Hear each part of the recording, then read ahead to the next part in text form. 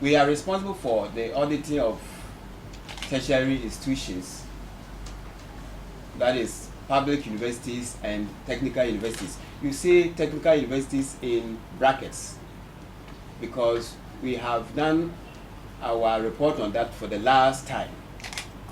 AG was mentioning to you that we have now a 6th department which is in charge of educational institutions.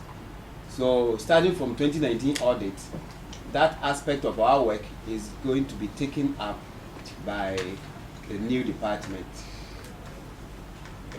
When we talk about public universities, as we speak now, we are auditing the University of Ghana, we are auditing the Kwame Nkrumah University of Science and Technology, we are auditing all the public universities indeed. We are also responsible for auditing regulatory bodies that supervise the operations of the public institutions. For example, the Nurses and Midwives Council. We also audit constitutional bodies like the Electoral Commission, and then we audit the public financial institutions, mostly the Central Bank, which is the Bank of Ghana. In fact, these corporations, we have close to 130 of such institutions that we audit annually. And together, we produce 4 major reports for the Auditor General, major notes for the Auditor General's reports. We produce a report on the Bank of Ghana foreign exchange receipts and payments. We do that twice in a year. In the first half, we report on the first half year. Then at the end of the year, we report on the consolidated foreign exchange receipts and payments. Then we also report on the petroleum revenue management. We report on the management of our petroleum revenue. We also report on the public boards and corporations. So that gives us about 4 major ones. This is in addition, or this is the main one. We may add other special audits. As you may have seen, the Auditor General issued a special audit that he conducted in 2018. We may also issue other reports that may be project related, but this is the mandate, the mandatory audit report that we have to issue every year. And to help us do all these things, we have divided our department into 2. The first part is what we call the review. Section, Regulation 29 of the Audit Service Regulation 2011. Regulation 29, Sub-Regulation 7, empowers the Auditor General to appoint audit firms or individuals to audit certain aspects of his work on his behalf. So we contract private audit firms that has been registered and certified by the Institute of Chartered Accountants, Ghana, to be auditors in good standing. We outsource some of our audits to them. When they produce their report to us, it is considered a draft because it may be audited by KPMG, Pricewaterhouse, and so on. It still remains the Auditor General's report.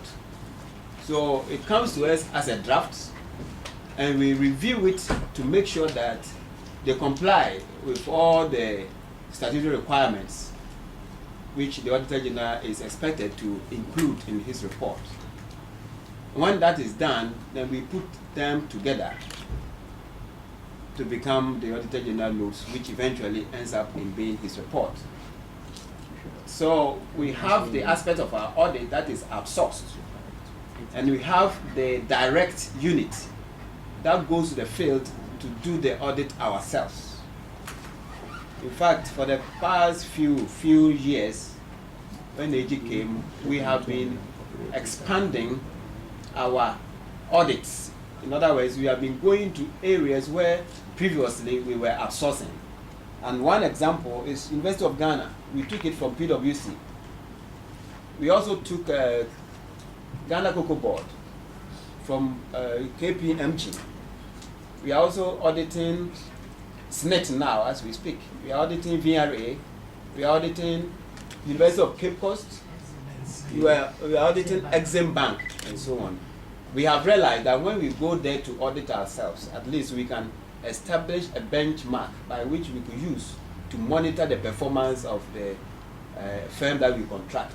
In fact, our law says that the audit firms may be contracted for a minimum period of 1 year and a maximum period of 5 years. But this 5-year maximum period is subject to satisfactory performance. In other words, it is not automatic that once we have given you a contract, you have 5 years mandated to finish. So if we monitor or we benchmark your work against what we think should be and you don't fall within our expectation, then of course we let a better audit firm do that report. So this one will be put together to form the public boards and corporations audit. In fact, I mentioned 4, but for the purpose of our time, we are dealing with the public boards audit, which indeed is even the most voluminous. It's about how many pages? About 480 something pages. So at the subsequent time when we meet, we may handle other reports. What you see on the board is a summary of the irregularities over time. The Auditor General wanted us to show the trend in irregularities, whether over the period the irregularities are reducing or are increasing. So we started from 2014 as the base year, which my colleagues mentioned, and we related the 2014 figures to all the years from 2015, 2016 up to 2018. This slide shows you the trend over the years according to each area of irregularity. And you will see that the peak there represents 2017 irregularities. It's amazing how it shot so high above all the other years. And we noted that in 2017, government expenditure increased so much above the previous years. And especially in respect to debts, outstanding loans, recoverable debts and other things, these are the areas that were mostly affected by the sharp increase. We are mentioning disallowance and surcharge. All those irregularities that you see, I think Balfour mentioned that not all of them are subject of surcharge. So in the course of our audit, when we come to we come to a situation where we think that expenditures have been incurred contrary to law, that becomes a matter of a surcharge, a subject matter for surcharge. So we would now include in our report that the Auditor General may invoke his powers to surcharge and disallow such expenditure. And so the legal team and the surcharge and disallowance committee will now take up the reports and look at the recommendations that we have made in respect of specific findings that we think subject matter for surcharge and disallowance, and then they will go in and continue from there.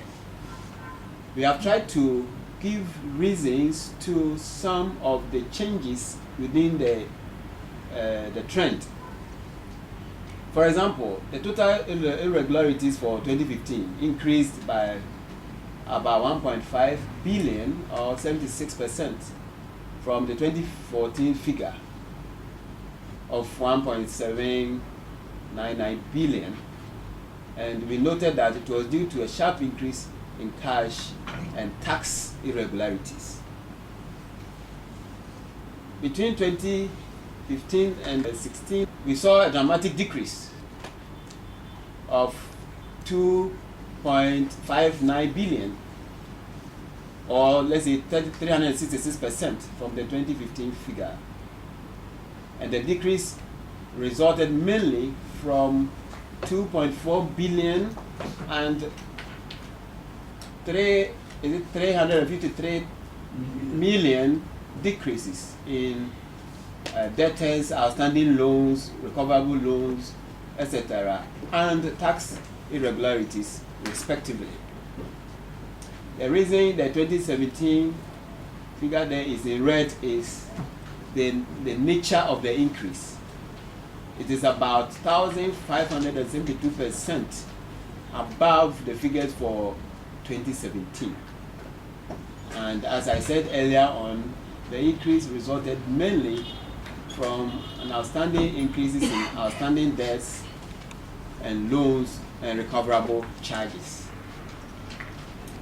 The financial year 2018 was not that sharp. In fact, it recorded a decrease of 74.9% as against the previous year of 2017.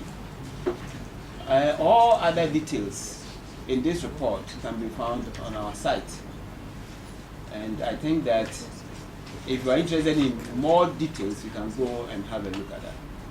AJ, thank you very much. I think my work colleagues have done the work for me, so I don't have to. Thank you very much.